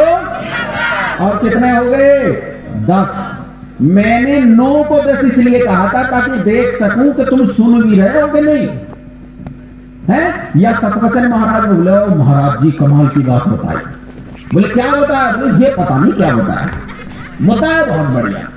ऐसा नहीं किया करो, बुद्धि लगाकर चीजों को सुना करो। जो आदमी झूठ बोलता है उसका हाथ पकड़ो, भैया ये झूठ है, ये ठीक नहीं है, गलत है। मैंने तुमसे शुरू में कहा था। कितने गुण बता दिए मैंने? बोलो 10। कितने बताए अब? 10। अब फिर से गिन लेते हैं फटाफट फटाफट। पहला सर्वज्ञ, दूसरा चेतन, तीसरा सत, चौथा सर्वशक्तिमान, 5वां सर्वव्यापक, 6ठा कर्ता, 7वां एक, 8वां न्यायकारी, 9वां दयालु, और 10वां निराकार। 10वां उल्टे चलो, उल्टे चलो। 10वां क्या है? अरे बोलो। और 9वां दयालु। 9वां क्या है? 8वां न्यायकारी, 8वां, 7वां एक, और 6ठा कर्ता। 6ठा क्या है? कर्ता, सब जगह रहता है। 5वां क्या है? सर्वव्यापक। 5वां क्या है? सर्वव्यापक। चौथा सर्वशक्तिमान। चौथा क्या है? और तीसरा सत। तीसरा क्या है? दूसरा चेतन। पहला सर्वज्ञ। बात समझ में आई कि नहीं आई? और सुनो, तुम्हें कोई बहका नहीं सकता। अब तुम्हें ईश्वर के नाम पर कोई बहका नहीं सकता। जिसमें ये 10 गुण हो वो ईश्वर है, और जिसमें इन 10 गुणों में से एक भी कम हो वो ईश्वर झूठ है, ढकोसला है, वो ईश्वर नहीं है। ईश्वर वो है जिसमें ये 10 गुण है। बोलो, मैंने तुम्हें किससे कहानियां सुनाई या विज्ञान से सिद्ध किया? बोलो, बात सिद्ध हुई है या कहानियां सुनाई है? सिद्ध हुई है, बात सिद्ध हुई है। यही सनातन वैदिक धर्म है, जो बात की सिद्धि से, विज्ञान से, तर्क से बात को माने, बुद्धि से बात को माने। इसी का नाम सनातन वैदिक धर्म है। यह संसार में सर्वोत्तम है, इसके जैसा संसार में दूसरा कुछ भी नहीं है। और भैया, जो कोई ये कहता हो कि इसमें कोई झूठ है, कोई मिलावट है, कोई ये कहता हो ईश्वर के एक भी गुण में गड़बड़ी है, तो मैं यहीं बैठा हूं अभी 4 दिन तो यही हूं, कम से कम चुनौती देता हूं। यहां कोई हिंदू, मुसलमान, सिख, ईसाई, बौद्ध, जैनी, पारसी, यहूदी जो भी हो, मैं शास्त्रार्थ करने के लिए तैयार हूं। आओ, बैठो, बैठकर सामने शास्त्रार्थ करो, सिद्ध करेंगे कि ईश्वर कैसा है कैसा नहीं है। या तो तू सिद्ध कर दे अथवा हम सिद्ध कर दे। यही बैठा हूं, कहीं जा नहीं रहा हूं। बुला लाना, बैठकर चर्चा करेंगे, देखते हैं कौन सिद्ध करता है कौन नहीं करता है। सच को सिद्ध करने में कभी डर नहीं होता। 2 दूनी, बड़े बोल पड़ो, 2 दूनी 4। नेपाल में कितने होते हैं? 4। और भारत में 4। और अमेरिका में और ऑस्ट्रेलिया में और अफ्रीका में और भूटान में। तो भैया जैसा ईश्वर नेपाल में है वैसा ईश्वर भारत में, वैसा ईश्वर ईरान में, वैसा ही इराक में, वैसा ही पाकिस्तान में, वैसा ही दुनिया में, वैसा ही मंगल ग्रह पर, वैसा ही दूसरी आकाश गंगा में, वैसा ही दुनिया के हर छोर पर ईश्वर में कहीं कोई परिवर्तन नहीं होता। संसार के सारे लोगों के लिए ईश्वर एक जैसा है, उसके गुण भी एक जैसे हैं। बोलो ईश्वर समझ में आया कि नहीं आया? बोलो आया कि नहीं आया? हाँ, जिन्होंने बुद्धि लगाई उन्हें तो समझ में आया, और जिन्होंने बुद्धि नहीं लगाई वो घर चले गए, वो घर चले गए। आप ये समझने का प्रयास करते हैं कि ईश्वर के 10 गुण तो मैंने सिद्ध किए, बाकी कुछ और बचे हैं। 4 दिन में बीच बीच में 1-1, 2-2, 3-3 गुण सिद्ध करता रहूंगा। लेकिन एक कहानी सुनाकर तो मैं छोड़ता हूं। कल तुमसे उम्मीद करता हूं इस कहानी का उत्तर लेकर आओगे, ठीक है? कहानी सुना रहा हूं, जैसे शुरू में सुनाई थी ये कहानी, फिर उसका उत्तर लिया था। अब ये कहानी सुना रहा हूं और प्रश्न देकर छोड़ रहा हूं, और कल उसका उत्तर आपस में जाना, खूब चर्चा करना, उत्तर लेकर आना कि इस कहानी का उत्तर क्या है, प्रश्न का उत्तर क्या है। कहानी सुनो। एक राजा ने, ध्यान से सुनो, एक राजा ने एक नया नगर बसाया। इस नए नगर में नई सड़कें, उद्यान, पार्क, औषधालय, विद्यालय, चिकित्सालय, भवन बनाए, नई सड़कें बनाई, नई नई चीजें सब बनाए, और बनाकर रहने के लिए प्रजा को दे दिया। बनाकर रहने के लिए प्रजा को दे दिया। कुछ दिन बाद राजा ने पाया कि नगर के लोगों ने विद्यालय तोड़ दिए, चिकित्सालय में नुकसान किया है, सड़कें खोद डाली हैं, यहां तक कि जिन भवनों में रहते थे उन भवनों को भी क्षति पहुंचाई। राजा ने अपने सिपाहियों से कहा, जिसने ऐसा किया है उसको पकड़कर कारागार में डाल दिया जाए। सिपाहियों ने ऐसा ही किया, जिसने ऐसा किया था उसको पकड़कर कारागार में डाल दिया गया। अगले दिन जब दरबार लगा और इनकी सुनवाई के लिए इन्हें दरबार में बुलाया गया, तो ये राजा के सामने हाथ जोड़कर खड़े हो गए। राजा से बोले कि राजा, आखिर हमारा क्या दोष, हमने क्या गलती की, हमें कारागार में क्यों डाला गया? कहानी समाप्त। कहानी समाप्त। अब आप न्यायाधीश हो, आप जज हो, आपको निर्णय करना है, राजा ने न्याय किया या अन्याय किया। उदाहरण के लिए मैं एक उत्तर ले लेता हूं ताकि आपको बात समझ में आ जाए। कोई बताएगा मुझे न्याय किया क्या अन्याय? आप खड़े, आप कोई कहना, जिन्होंने कैप लगाई है, ऐसे मत करो, खड़े हो बताओ। अच्छा बैठे बैठे बताओ, आप जो पीछे बैठे हैं आप बताओ, राजा ने न्याय किया क्या अन्याय? न्याय किया। क्यों?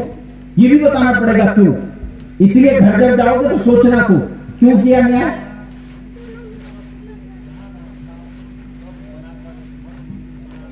हाँ, उन्होंने तोड़फोड़ की। हाँ देखो ये क्या कह रहे हैं, इनका उत्तर यह है कि भाई राजा ने तो सबके भले के लिए सब चीजें बनाकर दी, लेकिन उन लोगों ने उन्हें तोड़ दिया, तो राजा ने उन्हें दंडित करके ठीक किया, न्याय किया। लेकिन ये बताओ, क्या वो चीजें कैसे काम करती हैं, कैसे उनका उपयोग करना है, ये बताना राजा का कर्तव्य नहीं था? बोलो था कि नहीं था? और राजा ने अपना कर्तव्य तो पूरा नहीं किया और उन्हें दंडित करने लगा, तो बोलो न्याय हुआ क्या? न्याय हुआ? बात तो गलत हो गई आपकी। अच्छा बताओ, राजा ने न्याय किया क्या अन्याय? अन्याय क्यों किया? बोलो अन्याय क्यों किया? ये भी तो बताना पड़ेगा क्यों। कोई भी चीज बना दिया, उसके बारे में उसने किसी को बताया नहीं, ये चीज ऐसा के लिए बनाया हुआ है। अब देखो ये अन्याय में कह रहे हैं, भाई उसने बना तो दिया लेकिन उन्हें बताया नहीं, इसलिए बिना बताए जो दंड दिया वो अन्याय किया। अरे क्या जंगल से पकड़ कर लाया था, उन्हें नहीं पता था कि अस्पताल में दवाई मिलती है, तोड़ना नहीं चाहिए, विद्यालय में पढ़ा जाता है, उसे फोड़ना नहीं चाहिए, मकान रहने के लिए इनमें तोड़ करना नुकसानदायक होगा। ये तो गलत बात बोल। राजा के मुंह में चम्मच से खाना सिखाएगा? फंस गए। अब ये लगता है ये आदमी तो बिना पेंदी का लोटा न्याय वाले के साथ भी लड़ता है और अन्याय वाले के साथ भी लड़ता है। लेकिन ये तो मैंने आपको उदाहरण दिया कि कल हमारा आपका और मेरा झगड़ा कैसा होने वाला है। कल इस कहानी का उत्तर सोचकर आना।